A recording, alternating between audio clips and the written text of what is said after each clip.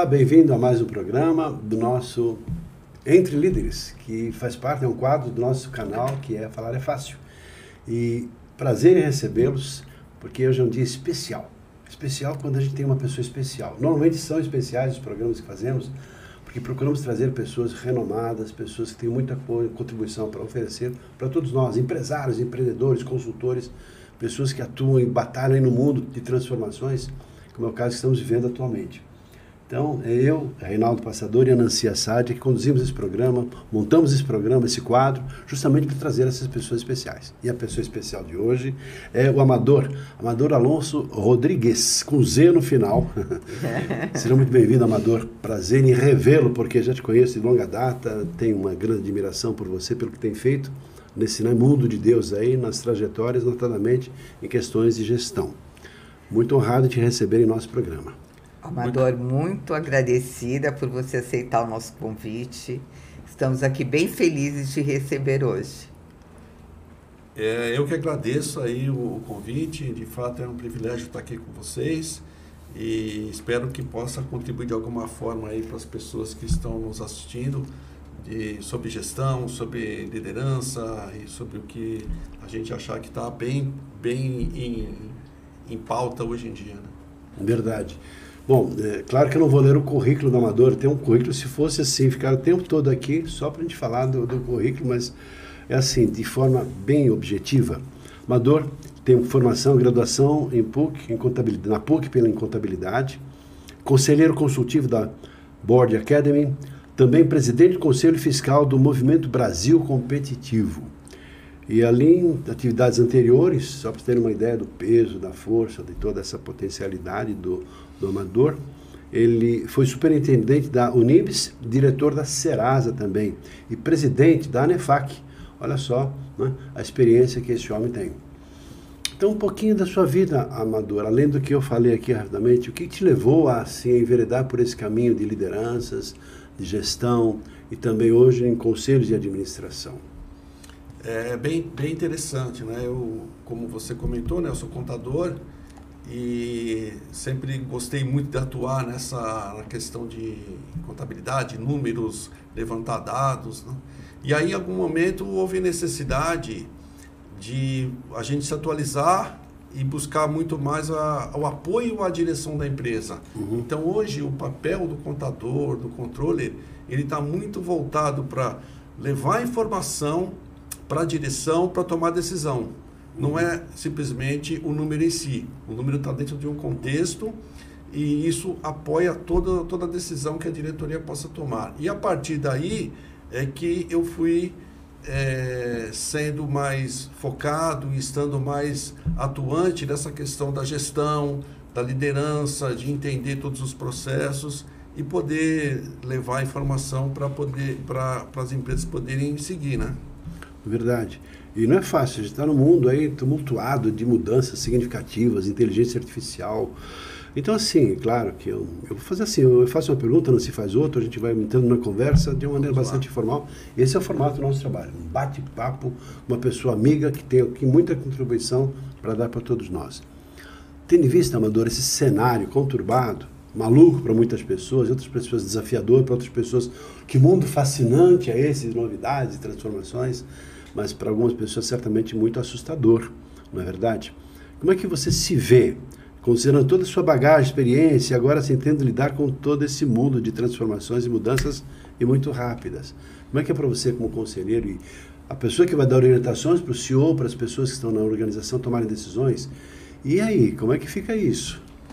É bem interessante esse ponto, né? Essa questão do equilíbrio emocional hoje é muito importante. Você tem que usar essa experiência e unir isso também à velocidade necessária para fazer as mudanças que precisam ser feitas muito rapidamente.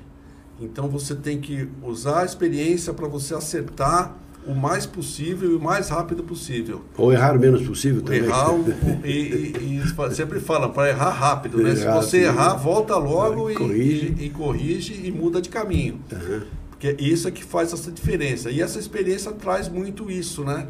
Esse alerta para você mudar rapidamente, para você escolher o melhor caminho o mais rápido possível. E um outro ponto importante que também precisa tomar cuidado, assim, nem sempre toda decisão vai ter todas as variáveis sob controle e dimensionadas. Então você precisa trabalhar com o maior número possível de variáveis que você tem certeza, mas não pense que vão ser todas. Você vai ter alguma incerteza que você tem que abraçar a incerteza e ir em frente. Senão você acaba perde o time do momento. É assim, a pessoa costuma dizer assim, né? Trocar o pneu com o carro andando. Perfeito. Mas é difícil. Com o avião andando, pior ainda, tem que ir lá de fora. Tem que subir. Ou seja, assumir assim, as mudanças, tendo em vista que tem que ter um processo, que tem que se continuar, ter o melhor resultado possível, pensando nas perspectivas e as tendências todas. A economia muda, uma decisão que é tomada lá agora com os Estados Unidos em relação à China, em relação a tarifas, etc., certamente vai ter um reflexo em todas as organizações, de maneira ou de outra, tem a ver com importação e exportação, mas de maneira geral mexe com o mercado. Então, como é que eu vou lidar com essas variáveis que vão interferir na minha empresa para que eu possa dar a melhor orientação, levando em consideração essas tendências, essas modificações que são inesperadas. Acontece em função de uma decisão, em função de uma mudança de governo, em função de um problema que aconteceu, sei lá, de uma catástrofe também, não é? Que interfere na economia de maneira geral. Não é verdade? Perfeito. E uma coisa importante que é o que está... A gente nunca teve no mundo tanta relação direta entre política e economia. Uhum. Então, a interferência política está impactando a economia e vice-versa. Então, conforme os planos, conforme aí os objetivos de cada governante, isso está influenciando muito o dia a dia de empresas no mundo inteiro. Isso nunca foi tão acentuado como agora. Estamos no caminho certo, pensando em termos de política, vinculado com o contexto produtivo. O Brasil hoje está em bons momentos, ou você acredita que não é bem o caminho, que algumas mudanças são tão necessárias? Como é que você vê isso dessa maneira? O Brasil vive hoje, o principal problema é a questão orçamentária, né? A gente tem isso muito amarrado, o governo tem pouca flexibilidade de valores para trabalhar com orçamento e poder fazer melhorias para o país em geral. Então é tudo muito justo. Uhum. E isso é uma negociação complexa com o Congresso para poder fazer valer e implementar algumas melhorias importantes, né? Isso aqui está um pouco travado e tem um risco muito grande se não for melhorado, se essa negociação e esse azeite entre os dois órgãos não avançar. Isso aí é um risco. Um detalhe importante, você sempre foi um grande líder, né? Muito elogiado pelos seus colaboradores e pelos seus pares. Qual é o segredo da liderança? Liderança é uma arte, né? Então, são alguns fatores importantes que você precisa implementar. Você tem que sempre levar em consideração, e a primeira coisa é o respeito. Você tem que respeitar cada colaborador independente da posição e da atividade que ele exerça. Então, esse respeito. E você está sempre junto com todos e dividir os problemas e dar sugestão e entender. E eu tenho uma coisa que eu sempre me notei, assim, todas as pessoas elas têm talento. Uhum. E cabe ao líder descobrir para onde é esse talento, onde esse talento vai ser melhor utilizado. Então, essa é um ponto importante, porque aí você consegue compor a equipe com os perfis adequados em cada posição. Isso ajuda muito a você ter uma engrenagem que funcione de forma mais tranquila. E essa liderança é isso, é o dia a dia, tá junto, independente da posição, e você sempre está à disposição dos seus colaboradores para que eles possam contar com você quando eles sentirem que precisa consultar, que precisa perguntar, que precisa trazer uma sugestão. E uma coisa muito importante em termos de comportamento, né? Você tem que saber ouvir. Você tem que ter a arte de ouvir qualquer colaborador em qualquer momento, entender o que ele quis dizer, participar disso. Sempre dali tem alguma sugestão importante que merece uma atenção especial. Na sua experiência, como que a comunicação se faz necessária nesse processo de liderança? É a base, né? Verdade. Como sou especialista em comunicação aqui, é a base de tudo. Você tem que dosar em que momento você vai comunicar, a forma de comunicar, em alguns momentos de uma forma mais formal, em outros momentos informalmente. E a comunicação não é só você contar, você só explicar, né? A comunicação, ela é o dia a dia. A comunicação é você fazer comemorações em conquistas importantes, de você fazer eventos de integração, de você estar sempre presente, de alguma forma o colaborador sentir pertencente àquela instituição, àquela empresa naquele momento, para ele poder se engajar cada vez mais. Você mencionou a escuta, né? A escuta também é uma das ferramentas da comunicação, bem importante, né? É verdade. Isso é como esse, Amador, é o nosso trabalho, Nancy, em relação à mídia, em relação ao processo, e o nosso trabalho aqui há 40 anos ajudando as pessoas a que consigam melhor se comunicar nesse sentido. E a gente então percebe assim que um dos grandes problemas que existem nas organizações, levantados aí por grandes empresas, justamente é o problema, em primeiro lugar, primeiríssimo lugar, problemas relacionados à comunicação, que é uma certa agressividade, uma certa falta de tolerância, de paciência, de flexibilidade, e aí os problemas normalmente acontecem. Pessoas que detêm o poder, que não se comunicam de forma adequada, desde uma coisa pressupondo que a pessoa tenha entendido o que foi dito, e o contrário também. A pessoa fala e fala demais. Daqui a pouco a pessoa acha que entendeu, mas ela entendeu uma coisa muito confusa e truncada.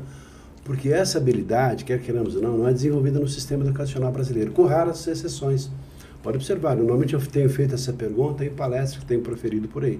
Quem de vocês teve na formação escolar a oportunidade de ter tido um curso, mesmo que básico, sobre como lidar com a comunicação? Dificilmente alguém levanta a mão, e não levanta não é porque tem vergonha ou é tímido, é porque não teve mesmo. Com raras exceções, claro, aquelas empresas, escolas que de alguma maneira oferecem um pouquinho mais esse tipo de formação. O que acaba acontecendo lá na frente, problemas também que acabam se acumulando. Ainda mais, eu vejo assim, duas formas, não sei se você concorda comigo. Tem as forças externas que vêm de cima para baixo, de todos os lados, ESG, as tendências, economia, etc. Mas tem também, assim, lidar com as pessoas. Você falou saber ouvir, a flexibilidade, a adaptabilidade para poder lidar com cada ser humano do jeito que a pessoa é, não do jeito que ele gostaria que ela fosse, na verdade. Então, ninguém é igual, afinal, ninguém né? Ninguém é igual e cada um tem um estilo, um perfil. E essa é uma das artes da liderança, entender cada perfil e como você pode contribuir sem querer mudar a pessoa. Se mudar a pessoa é muito mais complexo. Como que a liderança pode aprimorar a cultura organizacional? Ele é um disseminador dessa cultura, né? E essa cultura ela vem da alta direção, ela vem de uma estrutura já montada. Quando há necessidade de alterar essa cultura, de ajustar essa cultura de alguma forma, o líder tem essa missão de fazer essa disseminação e fazer essa mudança. Não é uma mudança simples, é uma mudança demorada, porque você tem que trabalhar isso gradativamente dentro de cada item. Você não pode querer mudar tudo de uma vez e nem todos os momentos tem que ser diferentes. Então, o que é mais importante, fazer eventos de comunicação em geral, levar as pessoas para um ambiente apartado para poder explicar o momento, o motivo também. As pessoas têm que se sentir pertencentes àquilo. Então, isso é imprescindível. Tá, e falando em cultura organizacional, você é muito experiente em felicidade organizacional. Felicidade. Olha só. Como que uma empresa, conta aqui para mim e para o Reinaldo, como que uma empresa pode implantar felicidade dentro da competição, Estou curioso agora da para saber concorrência. Isso. Você né? é um defensor, tem uma publicação, como é que é essa história de felicidade? Felicidade é bem amplo, né? Envolve vários fatores, mas vamos pensar no ambiente de trabalho.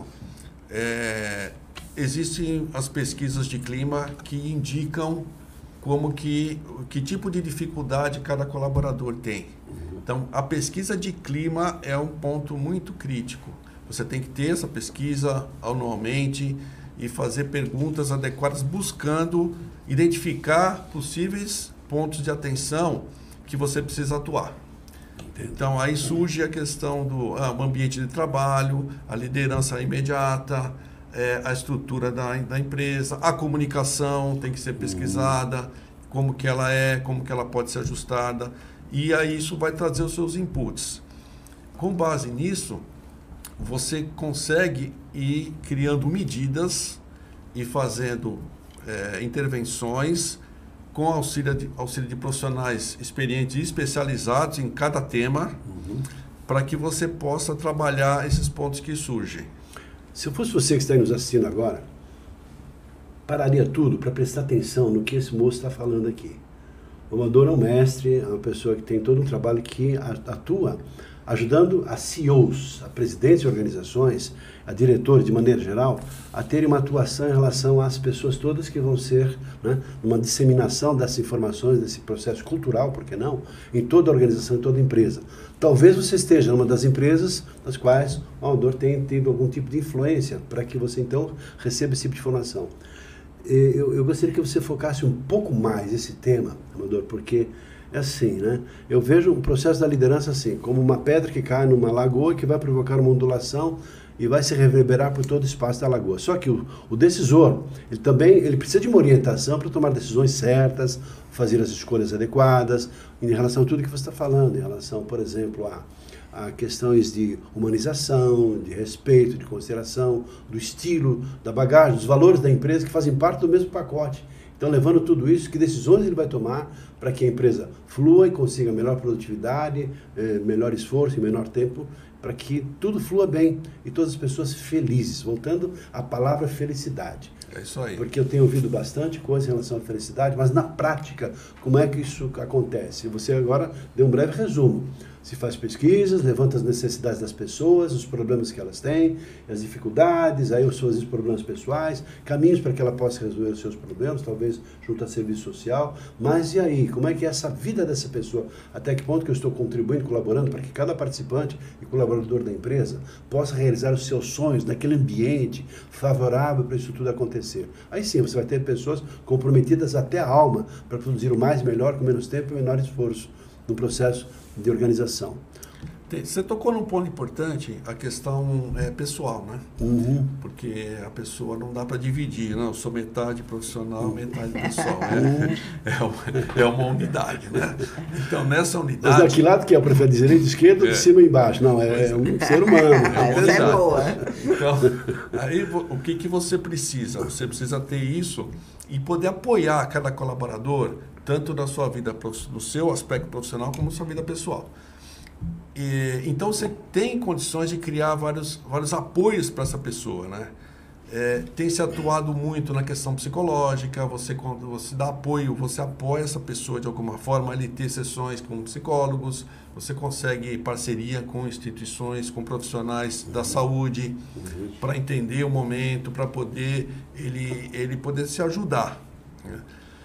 Esse é um aspecto muito importante que hoje está muito em pauta. Ganhou, né, com essa história toda que está acontecendo, mas tem muitas empresas que sempre fizeram isso. Sempre fizeram. Só que agora ganhou um nome, parece assim um foco, né?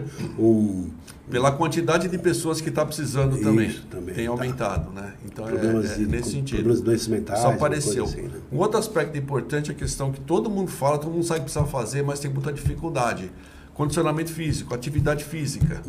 Então, hoje é muito fácil fazer parceria com empresas, academias grandes, é muito fácil ajudar o colaborador a ir nesse caminho, pelo menos o menor tempo possível que ele conseguir já ajuda. E, além disso, tem uma palavra-chave que eu considero que chama engajamento. Então, para ele tem que se engajar na empresa. Para isso, ele tem que estar bem com ele. Então, com esses apoios físico, mental, com apoio pessoal e no trabalho, para ele ter um ambiente bom de relacionamento, ele fica mais engajado. E engajado, ele vende a empresa.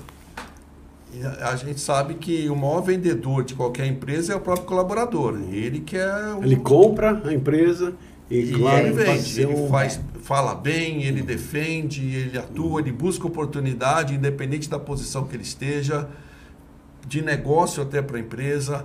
Então, esse é um fator diferencial. Então, é um ciclo que se forma aí, que você apoia cada colaborador e traz de volta em forma de engajamento e em forma de repercussão para o mercado, para o ambiente que ele está. Interessante. E curioso isso. Me fez pensar num processo ainda, que é assim. Quem eu vou trazer para a minha empresa? Primeiro, a empresa tem lá seus valores, os critérios, a visão, missão, valores. Não só pendura na parede, mas quando vive isso. Tem que viver verdade. isso. Então ela tem um processo cultural que vai de uma maneira irradiar uma energia que vai fluir em todo o ambiente. E na hora que ele contrata pessoas, nem sempre tem o devido cuidado para saber se os valores da pessoa são compatíveis com os valores da empresa. Isso é fundamental. Se tem uma coisa errada, aí não vai dar certo, não vai dar match. Vai durar pouco lá. Vai durar pouco. Vai durar ou pouco. a empresa vai perceber que não é a pessoa certa, vai ter que cortar, ou a pessoa percebe, isso aqui não é meio ambiente. E talvez a própria pessoa também não tenha tido essa percepção, essa sensibilidade, para saber a empresa, o que espera dela, se os valores são compatíveis. E esse é um dos grandes problemas também que tem acontecido, não é verdade? Com certeza. Precisa ter um trabalho de alinhamento prévio entre a empresa, entre a cultura da empresa, a própria área de desenvolvimento humano, atuar com esses colaboradores para entender o perfil, os objetivos, curto prazo, médio prazo, as áreas que ele pretende, obviamente, se desenvolver lá dentro, progredir, até para ver se tem oportunidade, para a gente já não entrar com uma perspectiva que já sabemos que será frustrada. Então, precisa tomar muito esse cuidado. Amador, uma pergunta, uma curiosidade. Você, como conselheiro, como que você orienta as organizações com relação à ética? Porque nós vivemos um mundo assim muito competitivo, com muita concorrência, e a lei do mais forte, né?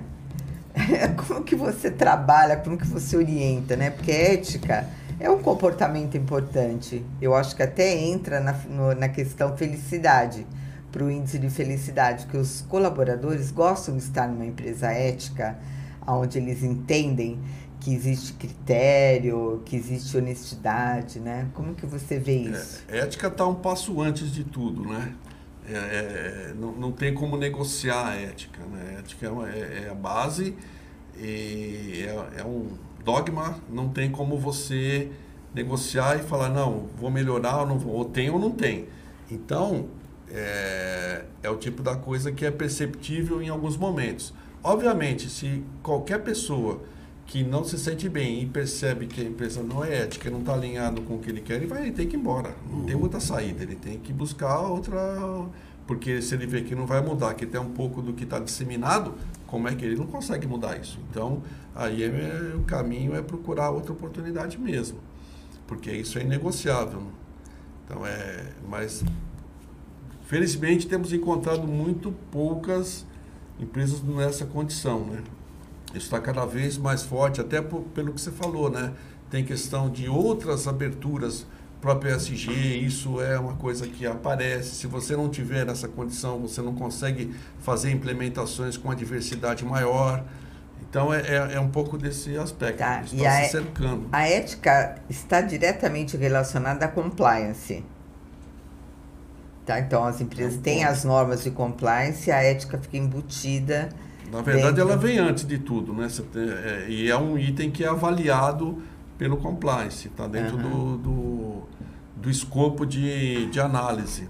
Tá, e o treinamento e desenvolvimento das organizações, eu nunca, pelo menos não vi, não conheço, né? Eles têm essa preocupação da ética, de trabalhar a ética dos colaboradores? Tem sim. Compliance, tudo isso? Sim, compliance ele passou por uma fase de implantação alguns anos atrás e hoje está muito sedimentado já nas áreas e processos específicos, profissionais especializados, profissionais já treinados e com uma diretriz, né, muito, muito importante. Sim, eu digo assim, não só na área de compliance, mas de um modo geral, porque assim, o treinamento e desenvolvimento, ele tem uma evolução ao longo do tempo, né? Então, a gente via que comunicação era o mais importante há tempos atrás. Hoje é comunicação e liderança. E aí a minha pergunta para você é se ética faz parte, assim, se as empresas treinam o seu quadro de colaboradores em questão a ética e compliance? Ou é só uma preocupação do compliance? Não é exatamente um treinamento, mas é uma política.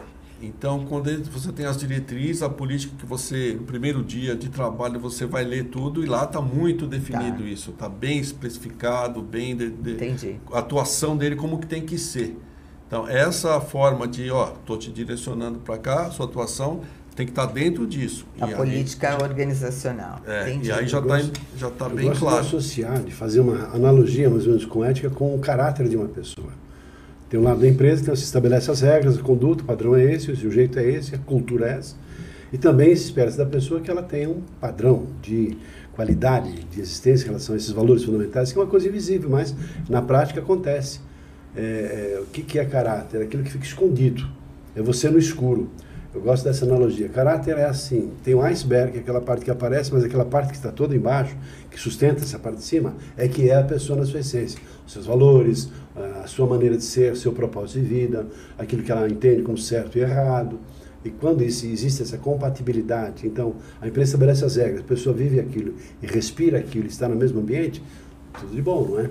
O contrário também mostra sinalizações que alguma coisa deve ser feita.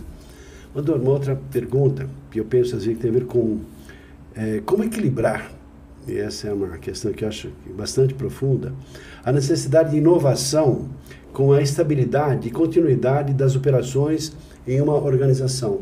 Muitas mudanças acontecendo, de questões geracionais, e aí a necessidade também da empresa se modernizar, acompanhar as tendências de mercado. Aqui falamos, claro, muito rapidamente de inteligência artificial, mas tantas outras inovações que acontecem a cada dia, a cada momento, pelo avanço vertiginoso da tecnologia.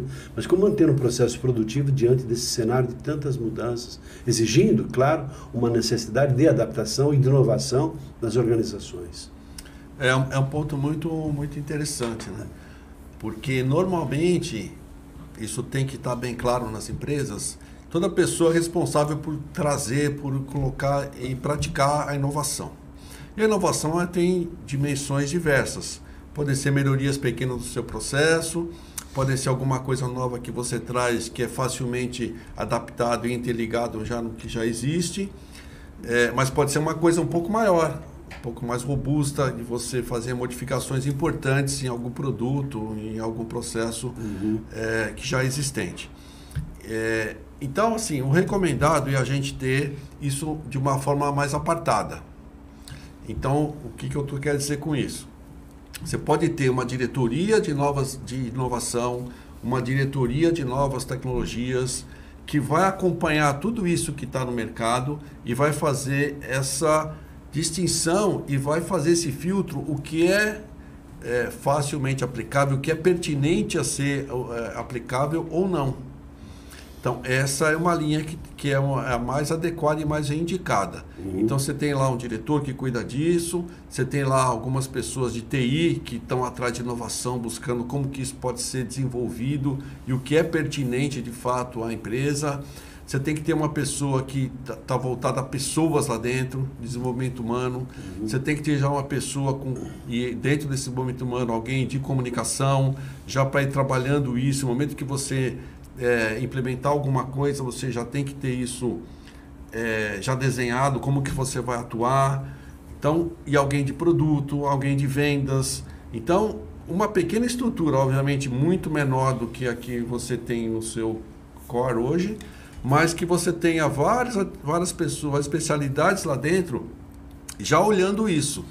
Essas tecnologias novas que estão surgindo, como é que eu posso aproveitar, como é que eu posso incorporar o mais rápido possível no meu processo, virar a chave em algum momento, ou apenas pequenas inovações. Então, esse é o indicado. Eu tenho também a prevenção em relação a problemas mentais, né? Porque uma coisa assim, a pessoa está com problema de ansiedade, aí isso começa a ter um comportamento talvez não tão adequado, e começa a ter alguns comportamentos que, se percebe que tem alguma coisa fora de contexto, né? A empresa também enxergando isso, percebendo, é o momento de tirar, ver, perguntar, pesquisar, para ver se tem algum problema, de cuidar, depois, novamente, trazer a pessoa com toda a sua potencialidade de produção ou de produtividade. Interessante isso, né? Então, uma coisa assim, com essa colocação do Reinaldo, eu lembrei de uma coisa, a política de diversidade, né? as empresas hoje falam, né, da política de diversidade. Isso é real ou é só assim uma forma de estar bem na fita? É bem interessante, né? Esse jeito trata muito bem disso, né? Porque tem a ver com tudo, né? flexibilidade, respeito às pessoas. Diversidade de gênero, de raça, né? De credo. A gente ouve muito assim, que eu não tenho distinção, a empresa não tem distinção com relação a qualquer tipo de discriminação. E todos participam da mesma forma, do mesmo processo seletivo, e são escolhidos e contratados mediante a competência, mediante o que ele tem para entregar, mediante como que ele se adapta àquela posição que está em aberto. Esse é o ideal. Mas qual que é a dificuldade? Por que a gente não consegue? Porque a base, a formação das pessoas é diferente. Então, fica meio que, entre aspas, uma concorrência meio desleal, porque algumas pessoas que tiveram uma formação não diferente de outras pessoas, eles já saem uma certa desvantagem nessa questão. Por isso é que tem que ter uma certa flexibilidade nesse critério exclusivamente técnico, para você dar a oportunidade de colocar pessoas que não tiveram a mesma oportunidade lá no começo da carreira, do estudo e desenvolvimento, mas que tem potencial. Então, acho que nesse aspecto, o mais importante é avaliar potencial, que é uma coisa que não é avaliado no início da contratação. E existem hoje vários critérios técnicos envolvidos para você identificar potenciais. E esse potencial também tem que ser levado em consideração no momento da opção, para você não ser obrigado a colocar pessoas, vou colocar alguém com diversidade só porque eu tenho a lei para cumprir, só porque eu tenho. Não faz sentido, no meu ver, isso, né? Você tem que dar oportunidade para quem tem potencial e também já está mais pronto para poder ocupar uma vaga. Então, são os dois fatores importantes. Né? Eu vejo aí um grande desafio esse, né? Porque, é um desafio, claro. Porque tem um lado da empresa que é assim, o lado técnico, cartesiano, finanças, produtividade, resultado, esse lado. Então, se faz tudo, claro, em função disso. Se uma pessoa só enxerga finanças, só enxerga números, ela não vai enxergar o ser humano nas suas limitações. Por isso que tem que olhar de uma forma assim, mais ampla. Né? As aparências, né, a imagem ainda é um fator muito considerado. Muitas pessoas muitas empresas levam isso muito em consideração. Né? Então, isso aí eu acho bem complicado na hora de um processo seletivo ser justo, né? As empresas têm, pelo menos uma boa parte delas tem a questão do código de investimento, um código de apresentação. Então, eu participei há muitos e muitos anos, eu usava barba. E aí eu participei do processo seletivo. Gravata, também está sem gravata. Processo seletivo que não podia usar barba. Olha só. Então aí eu falei, não pode usar tatuagem, né? Desculpa, né? Então tem algumas coisas. Outras coisitas mais. Obviamente, a gente sabe que determinadas posições e funções requerem um pouco mais de atenção, né? Um pouco mais de cuidado. Mas, de um modo geral, não deveria ter essa discriminação. Deveria a competência prevalecer em relação à imagem, né? E tem outro assunto também bastante sutil e muito em voga hoje, bastante disseminado, e que acho que tem o seu lado justo, que é a equidade em relação a homens e mulheres assumindo papéis de liderança. Você, como conselheiro, como é que você vê, como é que você orienta lá os CEOs nesse contexto?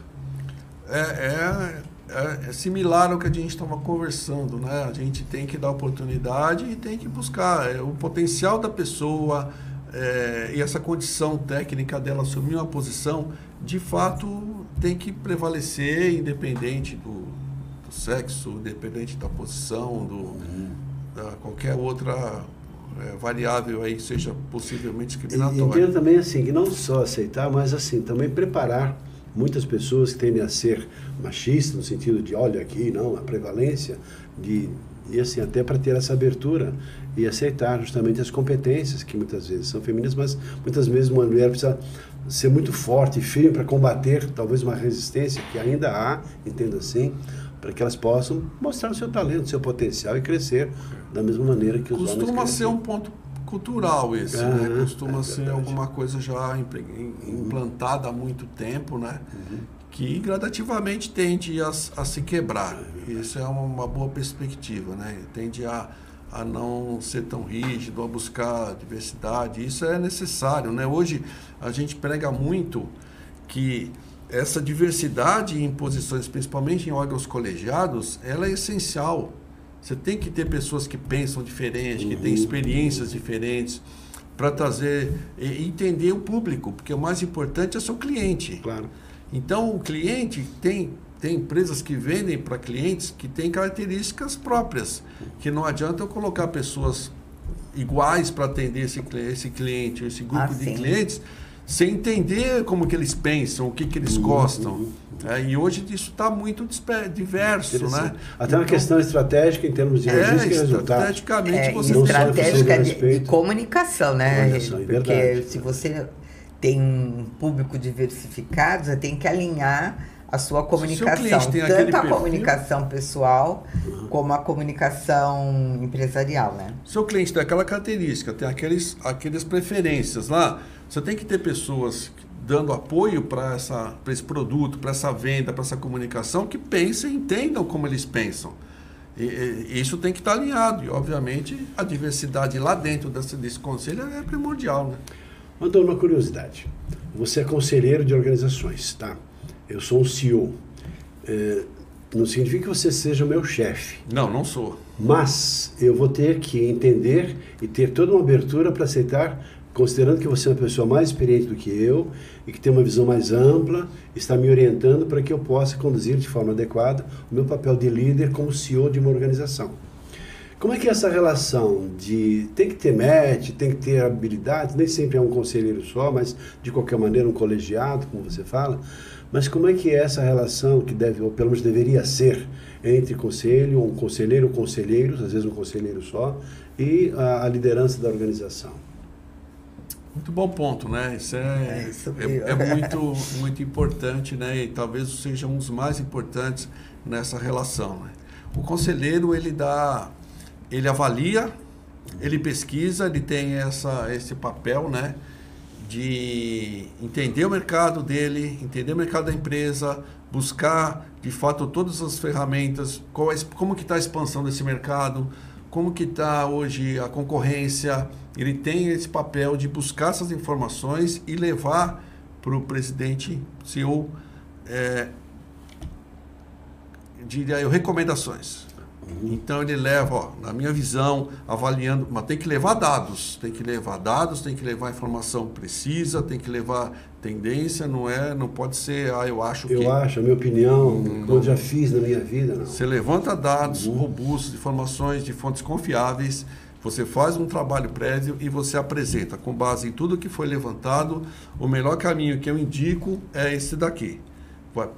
Muda isso aqui, faz um ajuste nesse produto, faz um ajuste nesse mercado, reveja esse preço, vai por esse caminho, faz uma expansão nessa área ou não. Tudo isso é baseado nos dados e todo o levantamento que foi feito. O grande objetivo do conselheiro é cuidar da perenidade da empresa. Esse é o grande objetivo. Então ele está lá para a sua empresa ter condições de sobreviver por o maior tempo possível, durante 100 anos se precisar, tem que se adaptando. Não pode ser da mesma forma que foi até então. Você tem que buscar inovação, você tem que trazer tudo que está aparecendo de novidade, a parte de TI, a parte de informatização, a parte digital, tudo isso tem que ser levado em consideração para que ele de fato consiga absorver, integrar tudo isso e continuar com sucesso na empresa.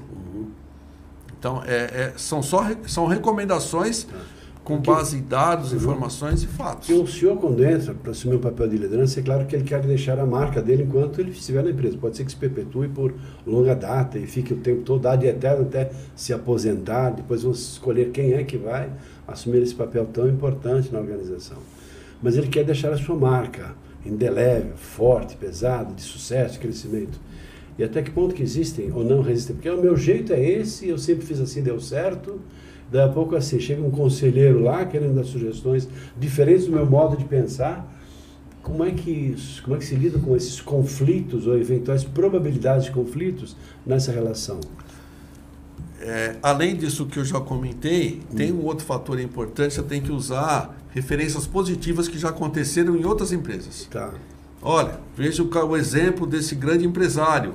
Ele fez essa forma, ele inovou, ele atuou, ou ele passou a sucessão para algum parente, ou se não tem algum parente próximo que queira suceder ou que esteja preparado para isso, você busca um sucessor profissional de fora, independente, que você consiga confiar, que tenha confiança. Então, aí eu acabei de falar a palavra-chave, né? É a confiança. Confiança. Você tem que, com o tempo, conquistar a confiança dele. Você levando informações, fatos, levando dados, você vai conquistando a confiança dele. Ele vai sentir que você, de fato, está interessado na perenidade da empresa, na sustentabilidade financeira dela e que ela consiga continuar com o sucesso que ela teve. E aí você já abriu um caminho importante para ele entender, te ouvir e avaliar.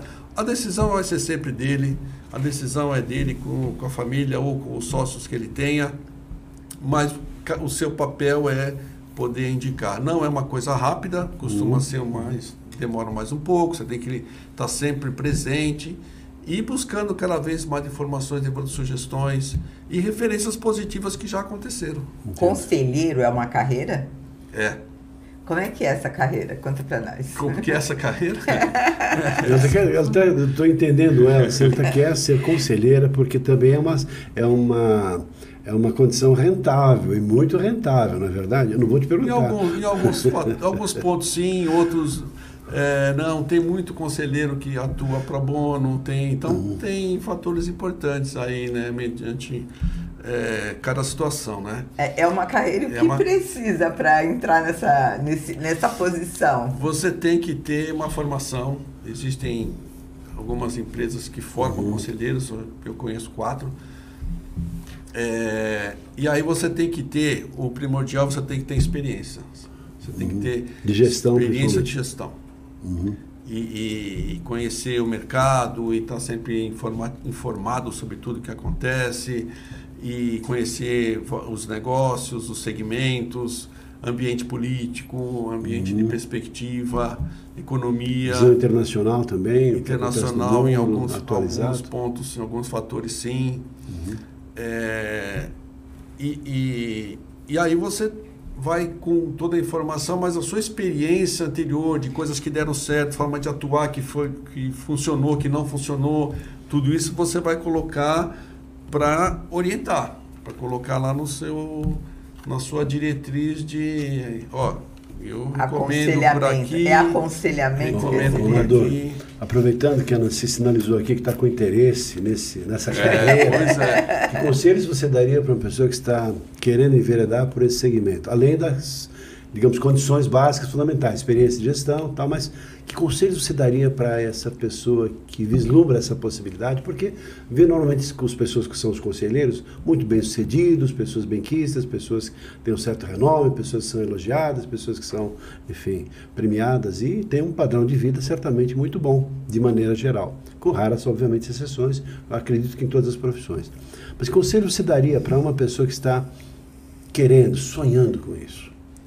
E tem que conhecer um pouco mais a atividade, né? Entender o que é e com certeza fazer um desses cursos que tem no mercado para ver o que é isso. Formar né? um conselheiro. Tem que formar. O equivalente a uma pós-graduação, um mestrado, doutorado, alguma coisa assim? Não. São cursos de formação específicos. Costumam durar entre, no mínimo, aí 4 meses a 6 meses a formação base. E aí tem os aperfeiçoamentos, tem com uma série de outras especializações que você faz na sequência.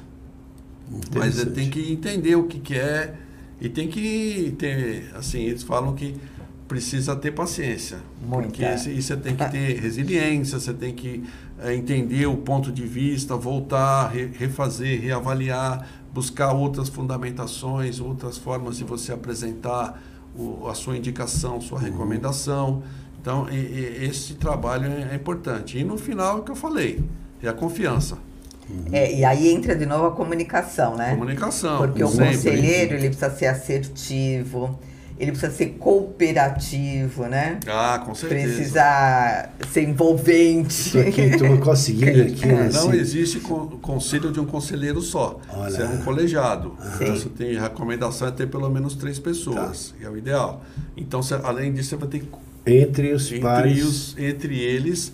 E existem focos diferentes. Você tem que ter pelo menos um conselheiro que entende de finanças, parte de demonstrações contábeis, finanças. Você tem que ter alguém que entende mais especificamente daquele negócio. Tá. Né? E aí tem as outras funções importantes, principalmente a parte de marketing, relacionamento, a parte que inclui a comunicação. E pessoas, desenvolvimento humano, é importante ter alguém que já tem experiência com isso, né? Implementar políticas para melhorar, buscar esse engajamento, para entender a parte da remuneração, que é uma coisa importante de cada um. Ainda a parte de recursos humanos também, que é importante. E desenvolver cada pessoa lá. Você tem que conhecer esse perfil das pessoas, quanto tempo ele está lá, se ele precisa de algum treinamento, algum desenvolvimento. Não seria necessário um conselheiro para conselheiros? Essa é boa. Porque deve ter assim, olha, quantas divergências ou experiências diferentes devem ser unificadas para que o conselho que seja dado ao senhor, claro, cada um na sua área especificamente, estou aqui mais brincando, porque não é um conselho só, certamente são orientações, são sugestões, Com certeza. Olha, tendências, olha, em função disso, talvez a melhor decisão seja fazer isso do que aquela. É isso aí. Para que ele erre menos, ou seja, acerte mais, como você falou, em algum momento do nosso bate-papo aqui, na verdade.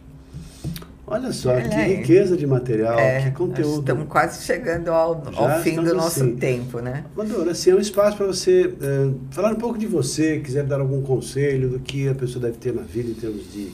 Certamente passou por muitas frustrações, como todo mundo na vida, né? Que conselho você daria para a pessoa, assim, para ela se manter, qualquer que seja a profissão dela, e claro, se ela tiver ainda esse vislumbre, porque conselheiro não é qualquer pessoa que tem essa visão, essa experiência, essa bagagem, esse conhecimento, eu diria assim, essa inteligência, por que não, para chegar a ser um conselheiro de uma organização. Então, tendo em vista tudo isso, que recomendação você daria em termos de valores que uma pessoa deve ter para ela poder chegar lá? Muito bom ponto aí para todas as pessoas que estão nos assistindo. Se quiser falar diretamente com a pessoa que está te vendo lá, fique à vontade. Independente da posição, se é conselheiro, se é gestor, ou o profissional qualquer profissional que atue em diversas áreas que a gente tem, são 2 pontos muito importantes e cruciais para você nunca desistir. Um deles é conhecimento, é buscar conhecimento, é estudar, é ler, ser curioso, ir atrás das informações para que você esteja preparado para qualquer oportunidade que surgir. Essa preparação prévia, buscando conhecimento, ela é essencial para surgir oportunidade, você já sai na frente. E aí, atrás disso, vem o segundo ponto, que é a atualização. Você tem que estar muito atualizado sobre negócios, sobre políticas, sobre segmentos, perspectivas de mercado, de várias empresas e segmentos e países. Essa atualização, junto com o conhecimento técnico embasado que você vai buscar, já te dá um diferencial importante para qualquer coisa que você queira fazer. Então, é o mais importante. Aí depois, depende da posição, né? A parte mais pessoal. O equilíbrio emocional hoje é fundamental, de você não ser explosivo, de você saber ouvir. Isso ajuda muito a você ser ponderado. E a resiliência, né? Em algum momento você vai ouvir um não, você vai entender, vai buscar uma melhoria, volta, se prepara melhor, volta lá, atua novamente. E esse jogo ele é imprescindível para você estar sempre melhor pronto e mais estruturado para seguir sua carreira, buscar e conquistar aí outras oportunidades. Excelente. Mais uma perguntinha, eu espero que seja a última. A gente vai aqui conversando com prazer de falar com você e ouvir tanto conhecimento, tanta sabedoria numa entrevista só. Ou seja, um reflexo de toda uma bagagem que você amealhou ao longo de toda a sua vida e está compartilhando generosamente com todos nós aqui. Eu que agradeço a oportunidade. Amador, o que te inspirou a ser conselheiro? Eu acho que ninguém nasce assim. O que você quer ser na vida? Conselheiro? Eu nunca ouvi isso. Não tem. Mas assim, o que te inspirou a enxergar essa possibilidade e se tornar um conselheiro? É interessante, né? Eu acho que é a amplitude dos assuntos, a amplitude dos temas que você vai atuar. Então, isso chama muita atenção, né? Porque quando você entra numa empresa, fica um tempo maior, você fica mais especializado em alguns temas. Então, por exemplo, eu já fui líder em uma instituição do terceiro setor, que também ajuda com uma outra bagagem, é uma estrutura diferente. Tudo isso complementa. E ser um conselheiro, você tem oportunidade de atuar em vários tipos de empresa, vários segmentos, várias formas de atuação, várias estruturas, natureza jurídica da empresa diferente, estrutura de governança diferente. E aí você vai podendo, além de você aprender algumas coisas que você ainda não tinha convivido, que você não tinha trabalhado, você tem a oportunidade de trazer e complementar isso e levar essa expectativa e essa perspectiva para a empresa que você está recomendando pontos de atenção agora, né? Pode ser que você esteja sendo inspiração agora para pessoas que estejam nos assistindo, para também, por que não, enxergarem essa possibilidade, considerando características que a pessoa, poxa, eu tenho tudo isso, mas por que não? Eu nunca pensei nessa possibilidade. Pode ser que tenha aqui pessoas que estejam lá, poxa vida, olha só, né? O que o Amador está falando aí tem a ver comigo e tal.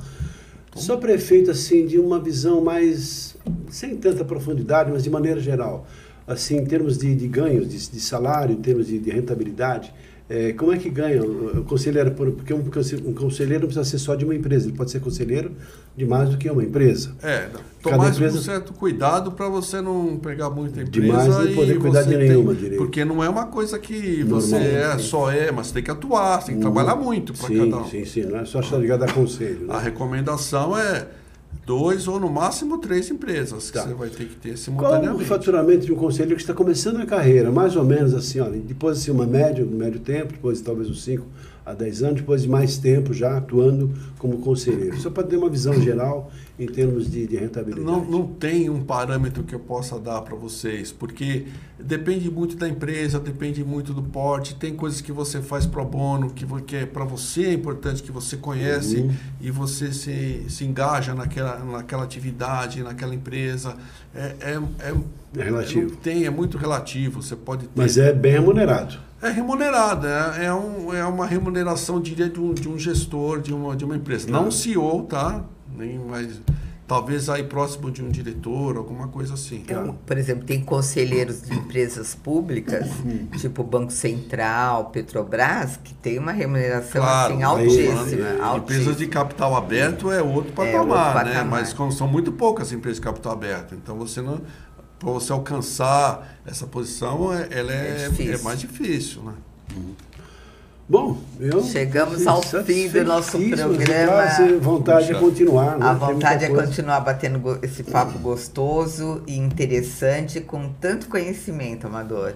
Muito agradecida por você aceitar nosso convite e por ter essa participação aqui tão brilhante. Eu que agradeço a oportunidade, agradeço aí a todo mundo que está assistindo. E estou à disposição aí para qualquer outra dúvida. Quiser deixar algum contato, se alguém quiser entrar em contato com você, como é que a pessoa pode... Poxa, eu quero falar com esse cara é bom, né? Quero falar com esse... Nossa, com esse jovem. O meu e-mail é fácil, o pessoal é mais fácil de achar. É o meu nome completo, amadoralonsorodrigues@outlook.com. Então, Amador Alonso Rodrigues, com Z no final, lembre-se disso. @outlook.com, esse é mais fácil de me achar. Ótimo. Mas você também, se tiver alguma dúvida, alguma sugestão, nós estamos à disposição, tanto eu quanto o Reinaldo. Vocês terão acesso ao canal e você lá no canal pode interagir conosco. Aguardamos você. Lembrando uma coisa que você falou, é importante de conselheiro que ele tem que ser um bom comunicador, porque ele vai se comunicar, primeiro, com ele mesmo, em termos de autocontrole, autopercepção, de ter toda uma condição de se entrar no seu próprio eixo e saber o que está fazendo. Reinaldo, comunicação estratégica. Comunicação estratégica. Olha aí, beleza. E nós lidamos com comunicação. Caso você também queira conhecer um pouco mais sobre o que fazemos aqui na Passador e quiser saber um pouco dos nossos produtos, das nossas mentorias relacionadas a isso, estamos também à sua disposição no Passadori e Comunicação, né? www.passadori Comunicação, todas as redes sociais, Reinaldo Passadori, e também com a Nancy Assad, da empresa NA Comunicação. Amador, mais uma vez, nosso agradecimento mesmo, assim, profundo. Nancy, também muito obrigado por ter convidado essa pessoa tão especial, que é o Amador Alonso Rodrigues com Z. E prazer em ter recebido em nosso programa. Prazer foi meu, agradeço a oportunidade e pode contar comigo. Reinaldo, eu agradeço muito a parceria e você, assim, nos apoiar nesse projeto tão interessante, nós estarmos juntos em mais esse trabalho. Beleza, obrigado, Nancy. E para você, espero que tenha gostado, claro, duvido que não tenha gostado, mas fica aí uma recomendação e, por que não, pensar nisso profundamente. Um abraço e até o nosso próximo programa. Até lá. Um abraço e até mais. Até mais, gente.